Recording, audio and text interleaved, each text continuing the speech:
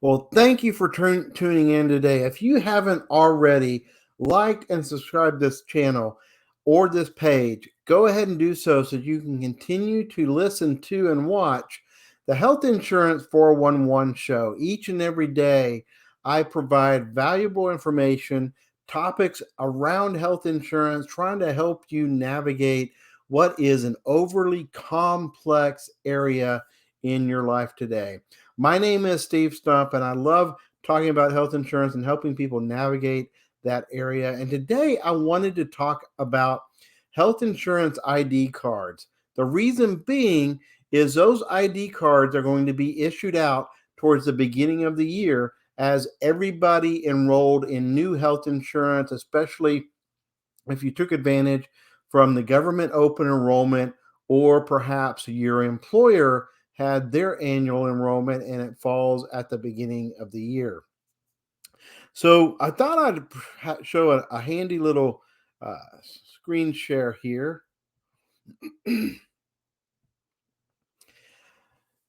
I came across this and it does a really nice job of explaining everything on an ID card. Now, this isn't what every ID card may look like because it's going to be unique to you, your specific plan, but this is a really good starting point. So, first, let's talk about what is the front of the card. So, when someone says, "Hey, do you know who your insurance company is?"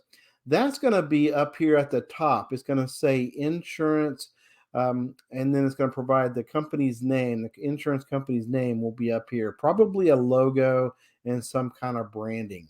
Of course, you are the insured, so your name will be here. It will may say insured's name, or like it says here, it might say member's name. Now, you're going to be designated a number with the insurance company, and that's going to be your ID. So they'll need this. Your care providers will need this when they are filing a claim. So typically they just want a copy of the ID and they know what to do with it from there. But if you're ever providing this information over the phone, they may be asking for some kind of ID, a member ID, an insured's ID, and that's what that number is going to be right there. Now, if you got your insurance from your employer will have a group. It'll be a group of employees. And with that benefit administrator and with that insurance company, they will identify the group with a group number. So your insurance might be, say, with Blue Cross Blue Shield, but if you don't, if your care provider doesn't know the group number, they might not know all the benefits underneath the plan. So the group number is always going to be important. I'm going to jump back up here to the right of the top of the front card. Now, what kind of network you have will be listed here. Will it be an HMO, a point of sale, or a PPO? This will tell you what network you have access to. More importantly, it's going to tell your care provider whether they are in network with your carrier, and will they have to charge out of network charges when they file your claim. Now, of course, you'll have the effective date here. Typically, you're not going to have like a cancellation date or anything because it's a rolling 1 year date typically, but this might be the effective date. Now, you might have a prescription group number.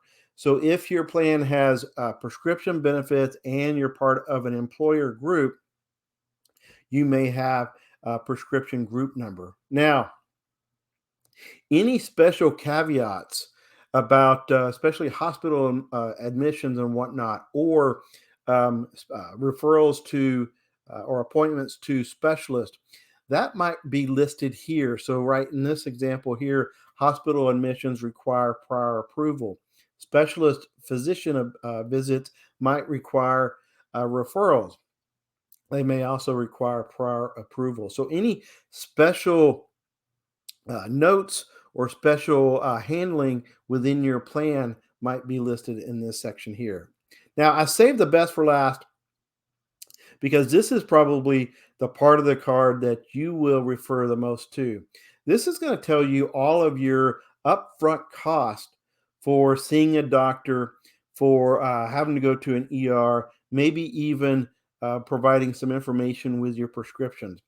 So PCP, that is going to be the cost for seeing a primary care physician. This is going to be your copay. Now, over and above the copay, you're going to have a deductible that you're going to have to meet. But this will be what your copay will be, and the care provider is going to know at the time of the appointment to collect that amount listed on your copay. So be prepared when you go see your primary care physician to pay whatever the amount is listed here. Now, if you go see a specialist, this will be the specialist copay. And then hospital stays.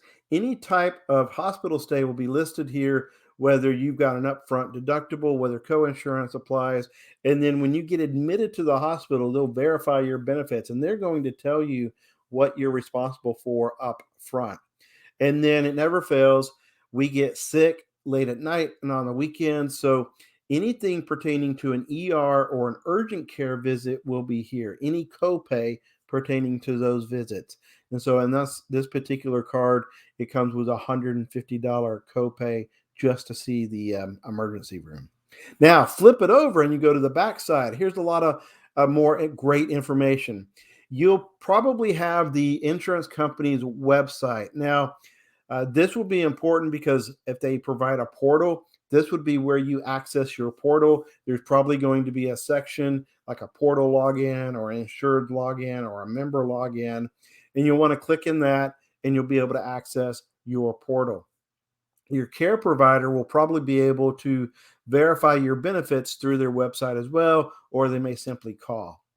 Now, there's going to be additional numbers, especially for the care providers, for any kind of prior approval that's needed. So this is relating to the prior approval on this particular example for hospital admissions, so that for hospital approvals, you'll need to call that 800 1234 number. And then it tells what the deductible and the coinsurance is for that particular hospital stay. Now, the customer service number will be an important number for you because when you have problems with your policy or with your claims, that will be the number that you call. Certainly, you'll probably need to go through an IVR experience to get to an actual human, but this will be the starting point where you will make that call.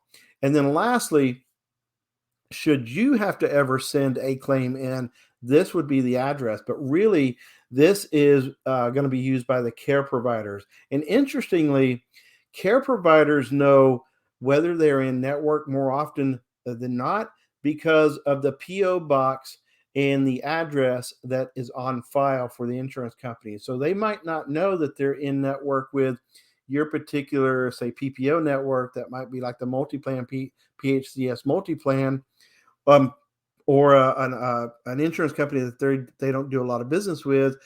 But if you can ask them, hey, can you look up this address in your claims management system? And if that address is there, that means they're a network or they at least handle the billing to that particular insurance company.